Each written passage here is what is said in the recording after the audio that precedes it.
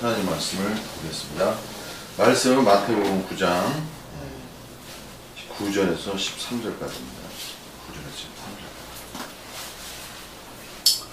네, 같이 읽겠습니다. 예수께서 거기서 떠나 지나가시다가 마태라는 사람이 세관에 앉은 것을 보시고 이르시되 나를 쫓으라 하시니 일어나 쫓으니라. 예수께서 마태의 집에서 앉아 음식을 잡수실 때 많은 세리와 죄인들이 와서 예수와 그 제자들과 함께 앉았더니 바리새인들이 보고 그 제자들에게 이르되 어찌하여 너희 선생은 세리와 죄인들과 함께 잡수시냐. 예수께서 들으시고 이르시되 검한 자에게는 의논 쓸데없고 병든 자에야 쓸데있느니라. 너희는 가서 내가 긍휼을 원하고 제사를 원치 아니하노라 하신 뜻이 무엇인지 배우라. 내가 의인을 부르러 온 것이 아니요 죄인을 부르러 왔노라 하시니라. 아멘. 기도하시겠습니다. 하나님 아버지, 다시 한번 저희가 이렇게 모여서 하나님의 살아있고 참되신 진리의 말씀을 듣고 배울 수 있음을 감사드립니다. 오늘도 다시 한번 우리가 주의 말씀으로 인해서 온전한 가르침을 받을 수 있도록, 정말 새로워질 수 있도록, 생각이 새로워져 하나님의 온전하신 뜻이 무엇인지를 분별할 수 있는 그러한 귀한 시간이 되도록 아버지 인도하여 주시옵소서. 처음부터 끝까지 성령이 함께하여 주시고 말씀해 주시는 귀한 집회가 되도록, 모임이 되도록 인도하여 주소서. 모든 것 주께 맡겨오며 예수 그리스도의 이름으로 기도드리옵나이다. 아멘.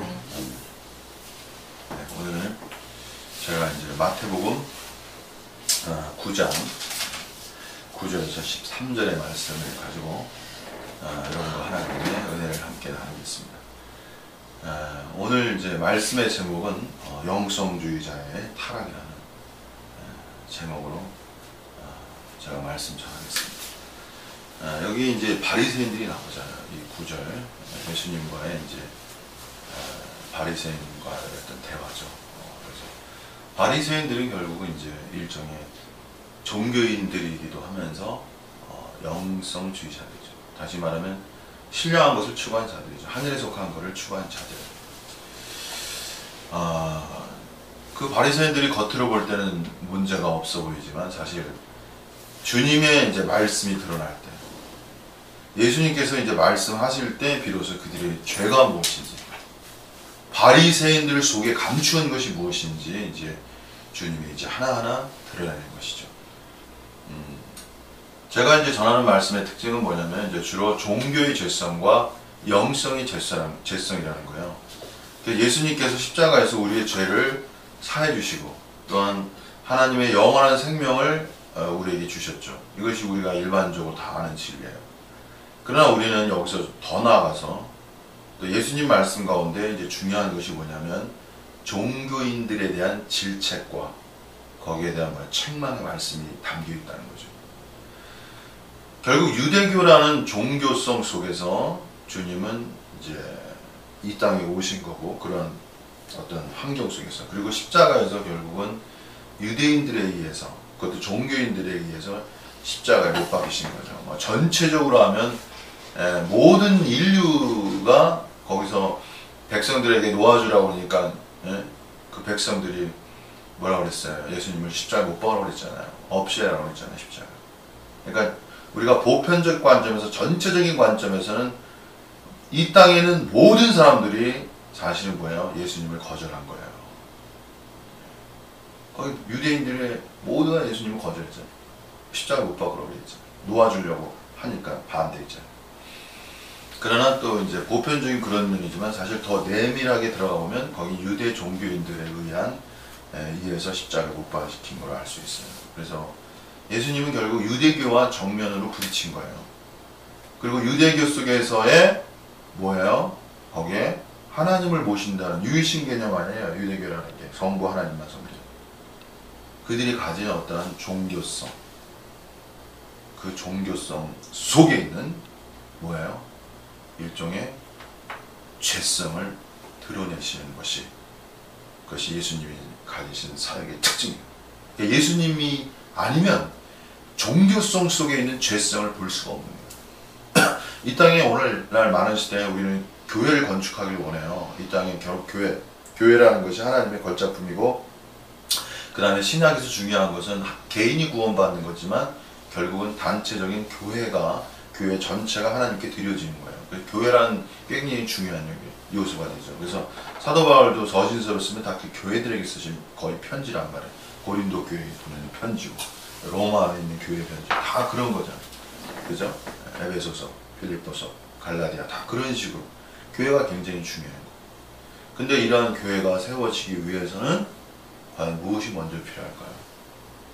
중요한 요소가 뭘까요? 그거는 인간의 종교성에 있는 죄성, 또 영성. 영성이라는 거, 종교라는 게 이 땅에서 가장 위대하고 화려하고 아름다운 거예요, 여러분. 귀한 거예요. 그러나 그 속에 뭐가 숨어 있어요? 죄성이 숨어 있는 거예요.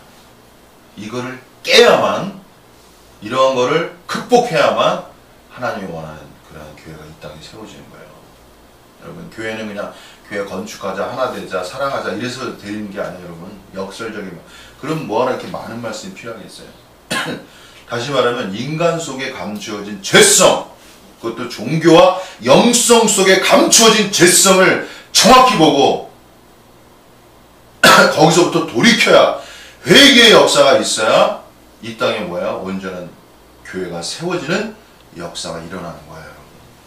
그래서 저는 이러한 것에 부담이 있기 때문에 계속해서 결국은 바리새인들, 서기관들 계속 예수님에 대해서 반대하면서 모함하려고 오잖아요. 결국 그들이 모함하면 모함할수록, 예수님을 반대하면 반대할수록 종교성 속에 있는, 영성 속에 있는 죄성이 어떻게 드러나는 것이죠.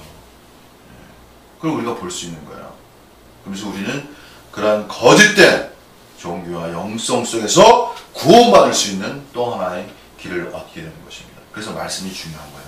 그래서 오늘도 결국 바리새인들 속에 있는 그런 영성, 종교성 속의 죄성이 무엇인지 한번 우리가 또 볼 수 있는 기회를 우리가 갖겠습니다.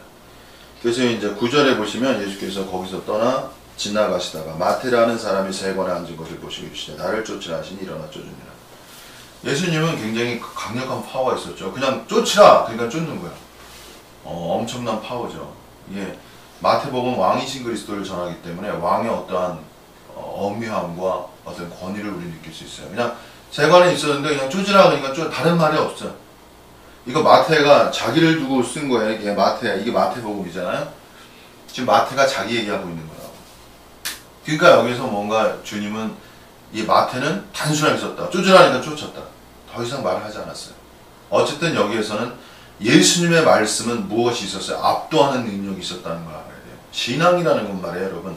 압도하는 능력이 있어야 돼요. 오늘 교회가 약화되는 건 왜 약화되냐면 압도하는 능력이 약해지는 거야, 세상에 대해서.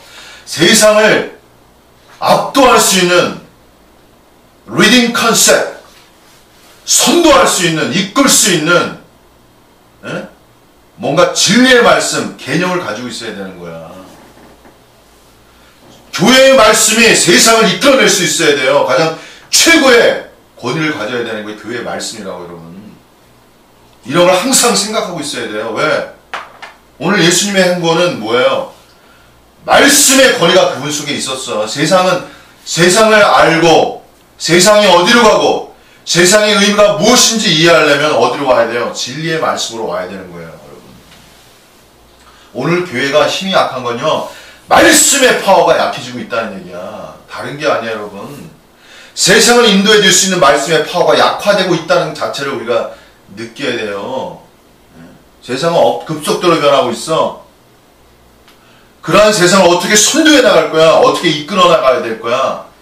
여기에 대한 우리가 숙제, 과제가 있는 거야. 우리가 최상의 진리를 가졌다면 그런 거에 대한 증명을 해야 되는 거예요, 여러분. 이 세상에 대해서. 저는 하나님의 말씀이 최상의 진리로서 이 세상을 이끌어낼 수 있는 말씀의 진리의 파워를 가지고 있다고 믿습니다, 저는. 제 나름대로. 그리고 그런 걸 전해야 된다고 생각해요. 그래야 사람들이 오는 거예요. 왜 사람들이 교회 가면 재미없어요? 강력한 파워를 잃어가고 있다고.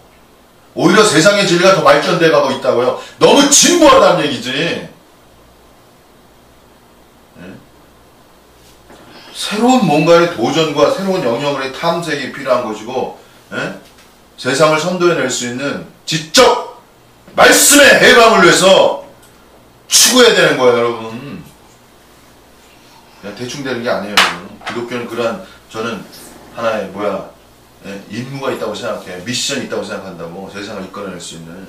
이거 살아있는 그리스도인이에요. 공부해야 되는 거예요. 말씀을 깊이 이 세상을 이겨낼 수 있는 말씀으로.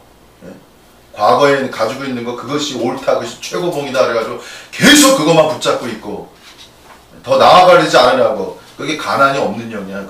그래서 제가 다시 말씀드린 가난이 그렇게 위대하다는 거야. 가난이 없어졌어. 부족이 없어졌어. 다 채워졌다고 생각해. 그러니까 더 추구하지 않죠. 자, 그 다음에 이제 10절에 보시면 예수께서 마태의 집에서 앉아 음식을 잡수실 때 많은 세리와 죄인들이 와서 예수와 그 제자들과 함께 앉았던. 그러니까 이제 잔치가 벌어진 거예요. 여기 이제 다른 성경에 보면 큰 잔치가 이제 벌어진 거예요. 근데 여기는 마태는 굉장히 겸손한 표현으로 그냥 앉아 음식을 잡수실 때 이렇게 했어요. 잔치가 벌어졌기 때문에 사실은 세리와 죄인들이 온 거죠. 그러니까 이 사람 마태 자신이 세리였잖아요. 세관에 앉아있어. 자기 친구들도 세리였겠지. 그리고 또 여기서 특별히 성경은 죄인들이 왔다고 했어요. 여기서 죄인들은 이제 무슨 유대 땅에서의 어떤 범법적인 국가적인 로마법에 따른 무슨 죄를 범한 자들이 아니고 유대인들이 볼 때의 죄인들의 일종의 어떤 도덕적인 또 하나님 말씀에 따라 그런 의미에서 어떤 죄인들이겠죠. 근데 어쨌든 여기서 성경은 기묘하게도 하나님의 아들이신 예수 그리스도와 여기서 유대인들이 생각할 때 그 당시에 가까이 하지 않았던, 상종하지 않았던, 너무 천하고 격이 달랐던 그러한 세리들이라는 것은 일종의 유대인들이 볼 때는 뭐예요? 아주 좋지 않은 사람들이었단 말이에요. 나라를 팔아먹는 사람들 격으로서 로마법에 따라 세금을 걷고 착취하고, 그리고 유대인들의 정서에 있어서는 이방인들, 죄인들은 가까이 하지 않을 거예요. 근데 예수님은 기꺼이 여기서 세리와 세인들이 와서 함께 앉았단 말이에요. 음식을 잡섰단 말이에요. 음식을 잡수신다는 것은 여기 어떤 공동체적인 유대인들은 아무나 하고 음식을 먹지 않아요, 여러분. 음식을 먹는다는 건 거기 공동체 의식이 있어야만 돼. 유대 관계가 형성돼야만 돼. 뭔가 동반자적 관계가 있어야만 음식을 같이 먹을 수 있는 거야. 그래서 안 먹었단 말이야. 왜? 분리주의가 있거든. 원래 바리새인들의 뜻이 분리주의자라는 뜻이 있어요. 거룩성 때문에. 그래서 그들은 전혀 뭐예요? 죄인들과 밥을 안 먹었단 말이야. 음식을 나누지 않았어. 이 앞부분에서는 서기관들이 나왔지만 바리새인들이 나왔어. 바리새인들에게 걸린 거예요. 예수님이 죄인과 세리들이 같이 밥을 식사하시는 거죠.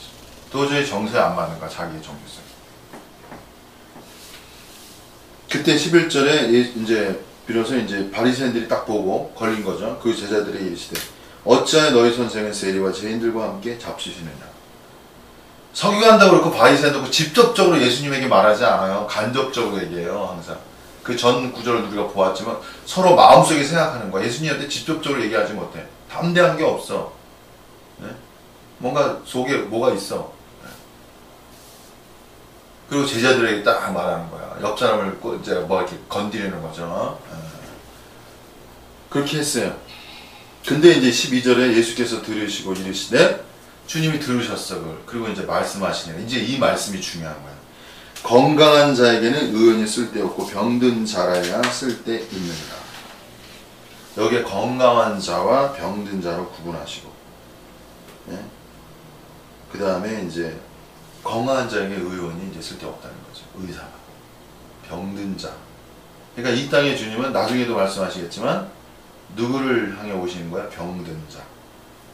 죄인 된 자들을 부르러 오신 거예요.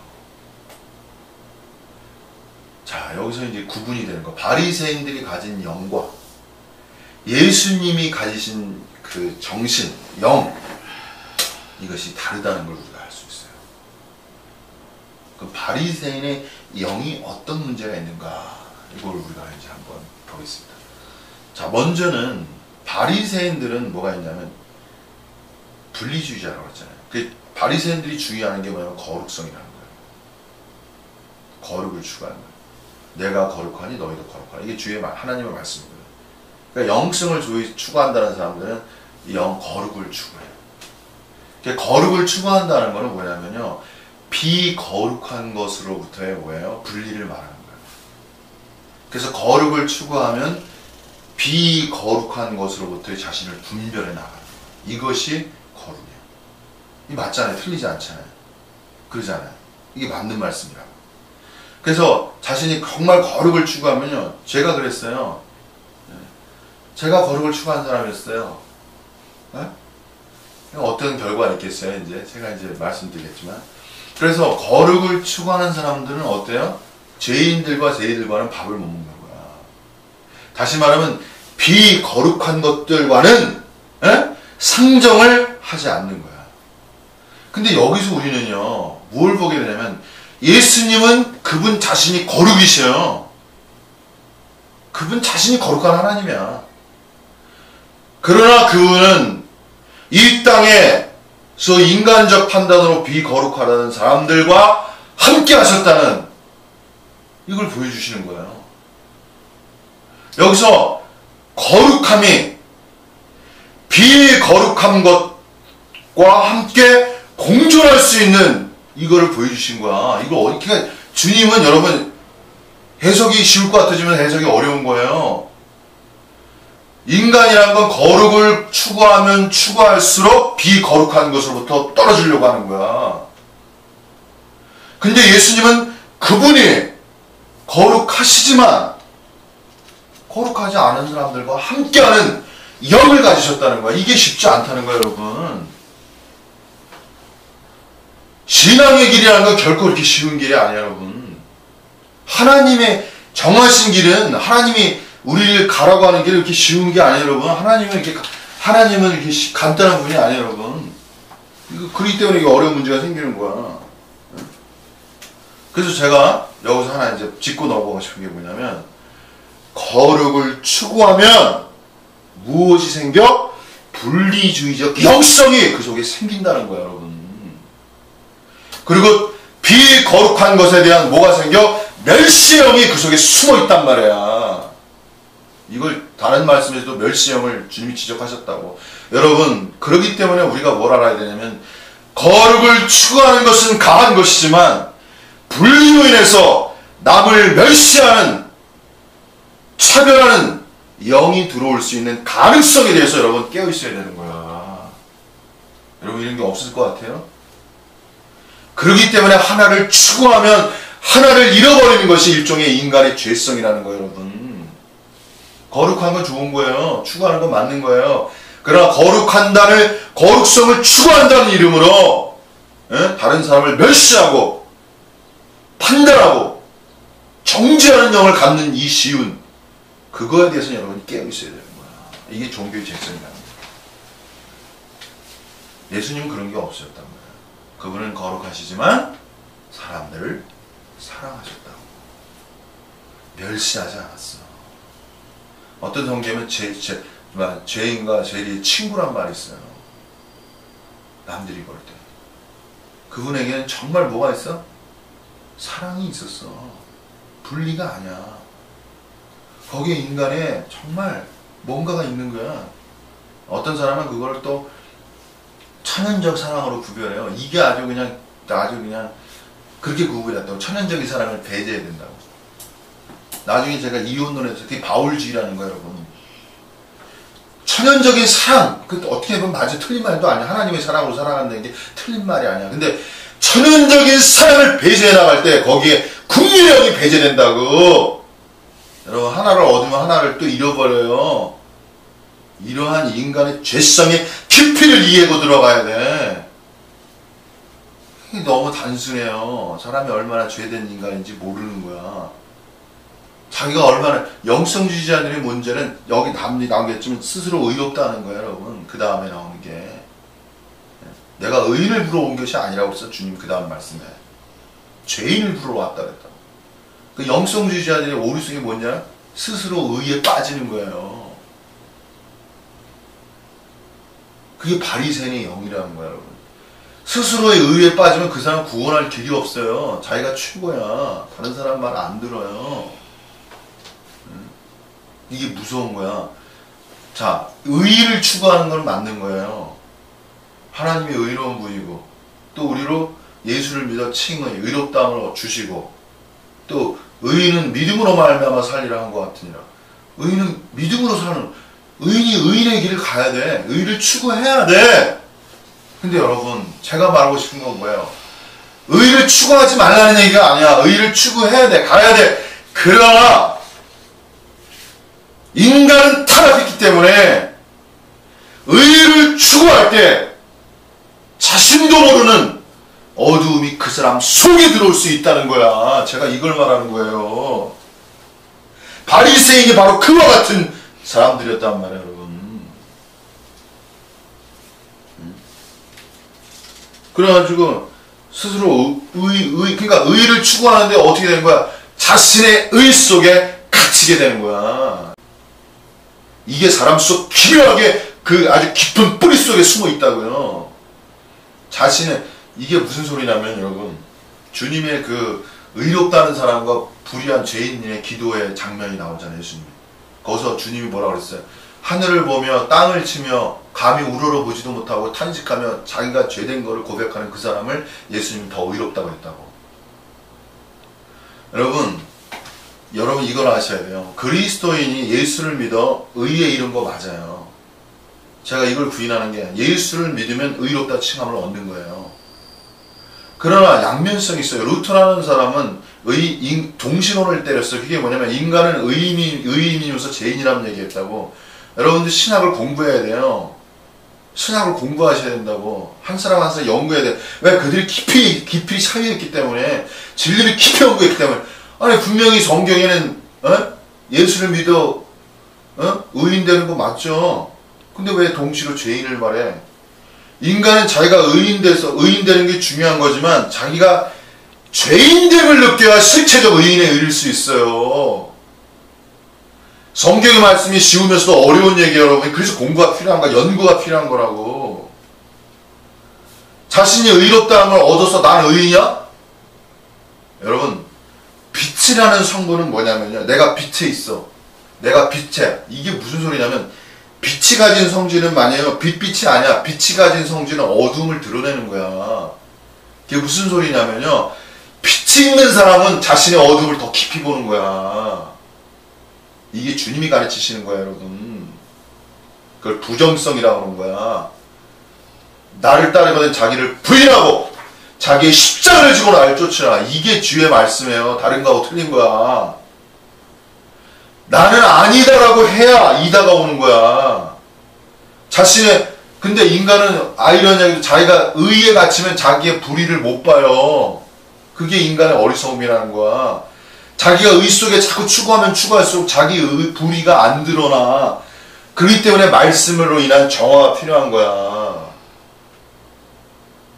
그래서 오히려 영성인 사람들을 깨트기가 어려워. 왜? 너무 의에 아주 그냥 거기에 땅 똘똘 뭉쳐있거든. 자기 불의를 인정하지 않아. 그걸 겸손하다고 그러는데 겸손한 건 아니야. 그냥 척하는 거야. 그게 프리텐트. 겸손에 대한 것을 제가 말씀드릴게요. 사람들이 근데 겸손을 배웠대. 여러분, 겸손이라는 건 뭐냐면요, 제가 쉽게 말할게요. 겸손이라는 거는 다른 사람에게 배울 수 있는 게 겸손이에요. 다른 사람에게 배우는 척하는 게 아니에요. 진짜 다른 사람에게 배우는 게 겸손이에요. 주님은 라오디아 교회에게 아주 특별한 말씀을 했다. 라오디아 교회가 일종의 타락한 교회예요. 그게 형제 빌라델기아 교회를 거쳐 나온 라오디아 교회거든. 근데 라오디아의 특징은 모든 게 부유하다는 거야. 자, 고린도 교회처럼 그들은 없는 게 없어요. 많은 걸 체험했어요. 많은 걸 가졌어요. 스스로 부유하다고 말할 수 있어요. 근데 그들을 향하여 주님은 헐벗었다고 그랬다고. 너의 공핍함을 모른다고 그랬다고. 실상은 네가 아주 헐벗은 자야. 없는 자야. 근데 못 봐, 그걸. 근데 그들을 향해서 주님이 뭐라고 했냐면, 안약을 사서 바르라고 했다고. 거기서 산다는 말이 기가 막힌 말이에요, 여러분. 예수님의 이 산다는 말이 기가 막힌 말이라고. 왜냐하면 산다는 건 뭐예요? 일단 자기가 없다는 걸 알아야 돼. 자기가 없다는 걸 알기도 어려워요. 자기가 없다는 걸 알기도 어렵다고. 왜? 스스로 자기가 영성주의자의 의는요, 거기 영적 지식이 플러스 되는 거야. 영적 체험이 플러스 되는 의야. 그들에겐 체험과 지식이 있어 없는 게 아니야. 있으니까는 그냥 의에 갇히는 거야. 근데 그 자기 의가 전부라고 그래. 남들은 모른다고 생각해. 그러니까 뭐야? 내가 가지고 있다고 생각하지. 자기가 없다라고 생각을 안 하는 거야. 뭐 겸손하겠어요? 그럼 결정적인 게 뭔지 아세요? 사라고 그랬는데 안 산단 말이야. 살려면 뭐야? 가서 뭘 대가를 지불하는지 아쉬운 소리를 한다든지 그 사람이 배워야 되는 거야. 대가를 지불하고. 다른 사람에게 본질적으로 가난의 영으로 배우려는 영이 없는 거야. 이게 숨어 있는 거야, 여러분. 그들은 다른 사람에게 배우려 하지 않아요. 들으려 하지 않아요. 그게 기가 막히게 그 사람 마음속에 탁 틀어잡고 있는 거야. 본인도 무의식적으로 돼 있는데 겉으로 배운다고 하지. 근데 본질은 안 변해. 이게 무서운 거예요, 여러분. 아무리 겸손을 얘기해도 겸손을 얘기해도 그냥 교만이 그 속에 딱 자리 잡고 있는 거야. 이게 바리새인의 영이라는 거예요. 네, 있기 때문에. 바리새인이 대단한 사람들이에요. 여러분, 바리새인이 되는 것도 어려운 거예요. 이 땅에 바리새인도 못 돼요, 여러분. 바리새인이 되는 것도 대단히 위대한 거라고. 여러분, 그러한 영을 가진 것도 한 명에 박수 쳐줘야 돼. 아무나 그렇게 되지도 않아요. 저는 바리새인에 대해서 국률의 영이 있어요. 제가 국률의 영이 있다니까 제가 알기 때문에. 그러면서도 제가 질책하고 싶은 거야. 왜? 그 속에 더 간교한 사단의 역사 숨어 있어. 본인이 모르는 거야. 그리고 자신의 영성과 자신의 영적 지식을 가지고 남들을 어떻게? 자기 편 안으로 자기가 어떻게 통제해야 하는 거예요. 그게 종교의 죄성이라는 거예요. 간단한 게 아니에요. 그래서 겸손 얘기할 거. 어떤 사람은 내가 얘기하면은 얼굴이 막 이게 그냥 부싯돌이 돼. 여기가 막 굳어져. 뭐 한마디 하면 여기가 막 굳어져. 막 이 속에서 뭐가 꽂아 올라. 그게 자아야, 여러분. 영적 자아라고. 아니 다른 말을 하거든. 반대의 말을 한다고. 영적 자아가 튀어나오는 거야. 더 이상 말하면 큰일 나겠다. 그리고 자기는 겸손하대. 웃기는 얘기야. 영적으로 이렇게 시야가 이렇게 투명한 사람들한테 이렇게 다 걸려들어요, 여러분. 나는 놈에, 튀는 놈에 나는 놈이 있다는 말 있잖아요, 여러분. 그렇기 때문에 제가 다시 말씀드리지만, 신관이라는 게 중요한 거야. 신관. 하나님을 아는 거. 그게 뭐냐면, 그게 제가 다시 말하면 무한성이라는 거예요. 하나님을 알고 알아도 모른다고 말해야 되는 거예요. 그걸 불가해성이라고 말해요. 근데 이미 영성주의자는 불가해성에 대한 개념이 없어요. 그냥 가해성으로만 들이대진다고 하나님을 안다는 거예요. 그 힘과 그 파워로 또 단체의 힘이 형성돼요. 우리는 하나님을 안다. 그게 1차원적인 거예요. 하나밖에 모르는 거, 둘을 모르는 거. 그러면 안다라고 계속 가봐. 그 사람이 겸손하겠냐고. 모른다가 속에 있어요. 겸손하지. 안다라고 계속 얘기하는데 그리고 계속 겸손하래. 웃기는 얘기예요. 근본을 흔들어야 돼. 근본을 만져야 돼. 그게 바로 신관이라는 거야. 그래서 예수님이 이 기독교에 가서 가장 위대하다는 게 뭐야? 그게 바로 기독교야. 왠지 아세요, 여러분? 예수님도 모르는 게 있었잖아. 이게 신의 신비라는 거야. 아니 하나님인데 예수님도 하나님이시 예수님이 모르는 게 있었잖아. 이게 신앙의 세계는 여러분 이해하기 어려운 거예요. 왜 그 얘기는 안 해? 그때와 그 시는 아버지만 안다고 그랬잖아. 여러분 모르시는 게 있었어요, 예수님도. 근데 예수님이 모르시는 건 그게 전 느껴지는 게 너무 위대해 보여. 그게 모른다는 게 너무 위대해 보여. 여러분 모른다는 것이 있어야 그 사람이 가능성이 있는 거야. 모르는 것이 있어야 진짜 그 사람이 알아가는 거라고. 이 땅에 가서는 알아갈수록 모른다가 많아져야 이게 진짜라고요, 여러분. 그리고요, 진짜 모른다는 것이 있는 사람이 남에게 배우는 거야. 그래서 그 사람은 계속 풍성일 수밖에 없어. 배우는 영이 있기 때문에. 영성주의자는 풍성에 줄 수가 없어요. 왜? 닫혀있기 때문에. 배우는 영이 없어요, 본질적으로. 이미 다 갖고 있기 때문에. 다 갖고 있다고 물질적으로 사단이 그 속에서 역사했기 때문에.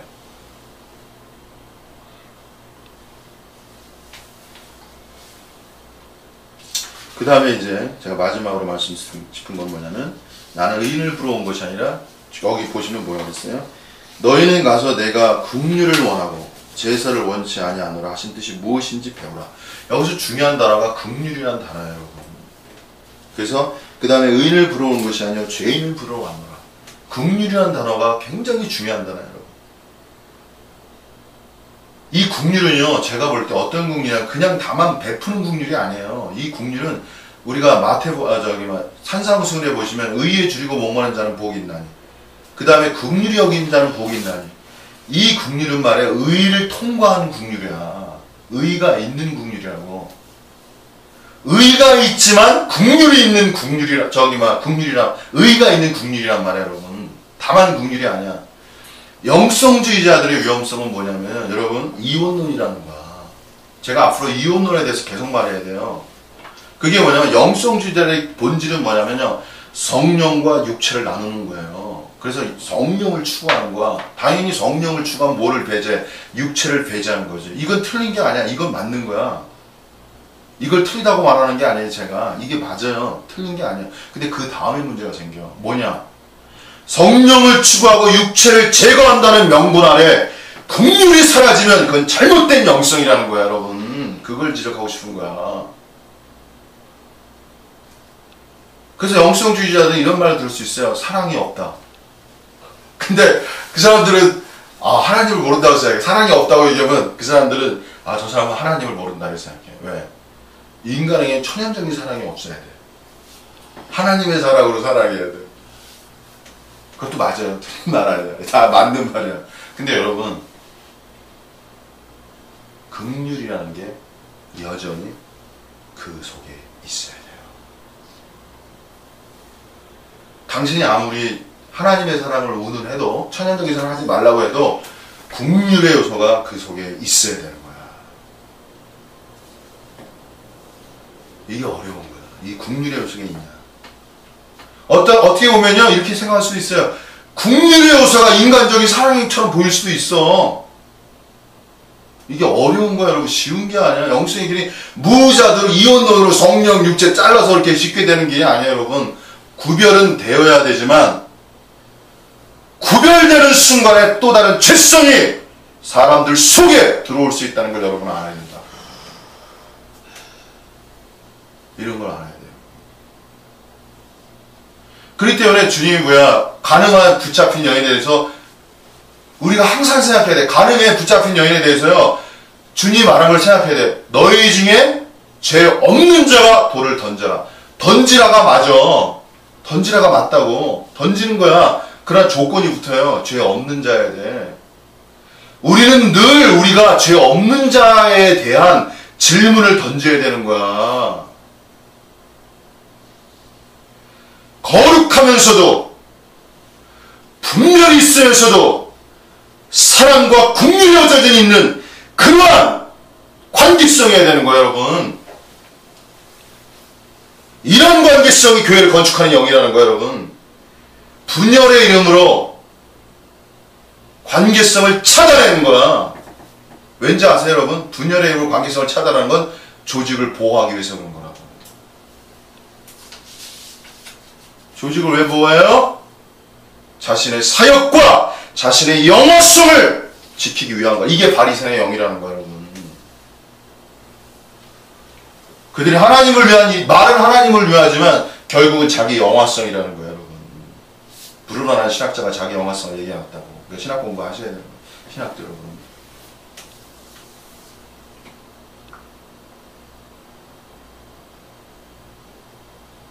제가 옛날에 신학을 너무 우습게 여겼어요, 정 목사. 다 안다고 생각해요. 저야말로 바리새인 중에 바리새인이었어요. 제가 다 안다고 생각했어요. 근데 신학을 공부할수록 물론 제가 가진 영성이 나쁜 게 좋은 거예요. 근데 신학을 공부하니까 나의 불완전하고 나의 무지와 나의 오류성이 그게 뭐야? 적어지는 거야. 배울 게 너무 많은 거야. 내가 정돈이 되더라고. 신학자들도 나름대로 고민하고 생각하고 뭔가 순수한 게 있어. 그걸 배워야 되는 건데 뭐 옛날에 너무 신학 우습게 여겼지. 공부 안 해. 그러니까 뭐야? 우물한 개구리가 되었던 거예요. 그러니까 뭐야? 라오디게아에 빠졌지. 제가 라오디게아에 있었던 사람이에요. 제가 구원받은 건 기적에 가까운 거예요. 나는 지금 구원이라고 생각하는데 이건 기적이에요. 기적. 이렇게 구원받을 수 없어. 완전히 주님이 저를 무너뜨렸어요. 여러분. 정 목사를. 저라는 사람이 완전히 무너졌어요. 여러분. 아주 탑을 갖다 높이 세웠는데 어느 날 그게 다 무너지더라고. 저는 제 명예도 잃어버리고 제가 쌓아 올린 모든 것이 다 무너졌어요. 여러분. 저는 그걸 알아요. 저는 심지어 가족에게서도 다 그냥 일종의 뭐야 거절받는 그런 단계까지 갔었어요. 그러니까 제 자신도 제 자신도 모릅니다가 됐어. 주여 나는 더 이상 모르겠습니다. 그렇게 영적으로 치유했기 때문에 모든 걸 다 안다고 그랬는데 어느 날 나는 아무것도 모르는 사람이 되더라고. 그러니까 너무 슬프더라고. 그러니까 자기 모든 게 다 무너졌어. 어떤 사람은 무너졌다 잃어버렸다 그러는데 제가 볼 때는 자기 스스로에게도 무너져야 돼요. 여러분. 영성주의자는 자기 스스로가 무너져까지 가야 돼. 자기 영성 자체가 다 흔들려야 돼. 제가 말 이해할지 모르겠지만 자기의 영성 자체도 다 흔들려 봐야 된다고. 죽어도 안 흔들리죠. 자기 싸운 그것이 무너지면 다 끊어진다고 그래요. 인간은 뒤집어지는 역사가 역이라는 게인데 인간은 뒤집어지는 역사야 돼. 인간의 변화는요 이렇게 뒤집어지는 역사야. 그래서 사도 바울이 어떻게 변화됐어? 이게 완전 뒤집어지는 역사로 변한 거야. 삶의 세계에서. 그래서 그 사람이 정말 새로운 존재가 되려면 자기가 쌓아온 영성의 첨탑이라고 그래. 첨탑 꼭하게 세운 거. 그게 완전히 무너져 봐야 돼. 그래야 새로운 역사가 일어나는 거야. 오늘 예수님의 말씀이 귀한 건 뭐야? 바리새인의 영성의 첨탑을 무너뜨리는 아직 완전히 다른 말씀이야. 이 바리새인들이 이해 못하는 말이에요. 제가 시간이 없어서 제가 오늘 잘 못만 주님의 말씀을 이해하기 어려운 거야. 바리새인들이 지금 정신이 멍한 말씀이에요, 여러분. 이걸 제가 풀어야 되는데 지금 율법적주의적 관점에 있는 사람들은 죄인을 부러웠다는 이 개념이 멍한 말씀이야. 멍 때리는 말이에요, 여러분. 쉬운 말이 아니야. 아까 말한 대로 뭐야? 하나님의 사랑으로 해야지, 천연적인 사랑으로 하면 안 돼. 이 사람들에게 마치 천연적 사랑으로 해. 그것이 길이야. 이렇게 말하는 것 같은 거야. 저 약간 내가 좀 비약하면. 그거 받아들일 수 있겠어? 인간은 의롭지만 본질적으로 타락했다는 전적 타락에 대한 그걸 가지고 있어야 되는 거예요, 여러분. 자신의 악성을 보는 자들이 어떻게 돼? 의롭게 나아가는 거야, 여기야, 여러분. 그래서 어떤 말이 있냐면요, 자기의 악성을 본 자들이 천사가 되고 자신의 선함을 본 자들이 악마가 된다는 말이 있어요, 여러분.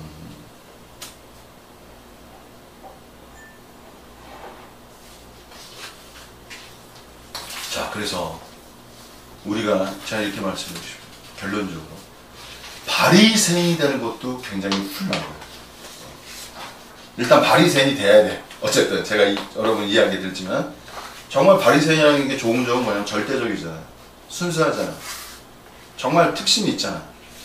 그래야 되는 거예요, 원래 하나님 옆에. 오늘 그런 사람도 안 되면, 바리새인도 안 되면 이런 말씀 들을 수도 없어요. 이해할 수도 어려운 거야. 그렇지만 여러분, 바리새인의 영은 뭐가 될 수 있다고? 이게 예수님을 반대할 수 있는 사단의 역사에 놀아날 수 있는 영성이라는 걸 여러분이 알아야 돼요. 그리고 그러한 바리새인의 영 안에서 철저하게 무너져야 돼요. 자신의 영성에서. 한번 대대적인 무너짐이 있어야 돼요. 그래야 새로운 영역이 일어나는 거예요. 그러기 위해서 예수님의 말씀이 필요한 거예요. 단순하지만 단순한 말씀이 아니에요. 누구도 이런 식으로 말하지 않아요. 영을 때리지 못한다고. 이게 예수님 말씀이 가진 특성이라고, 특징이라고. 그래서 여러분 이런 말씀으로 우리가 더 경계해서 깨워서 이뤘다고 생각하지 말고 바울의 말대로 온전히 이뤘다 하지 말고 앞에 있는 표대를 향해서 나아가는 여러분 되시기를 바랍니다. 기도하겠습니다. 하나님 아버지 감사합니다. 오늘도 다시 한번 우리에게 하늘에 속한 비밀을 알려주신 것을 감사합니다. 우리는 바리새의 영을 넘어서 진정으로 이 땅에 하나님이 원하시는 그 신성의 영성을 가질 수 있도록 인도하여 주소서. 됐다가 아니라 아직 안 되었습니다. 의가 아니라 불의한 나를 바라봄으로 의로 나아갈 수 있는 이러한 지혜로운 마음, 지혜의 눈이 우리 모두에게 있게 해주시고 예수님이 말씀하신 이 말씀의 참 의미가 무엇인지 우리가 깊이 깨달을 수 있는 은혜를 주시옵소서. 하나님 아버지 앞에 감사드리오며 예수님의 이름으로 기도드리옵나이다.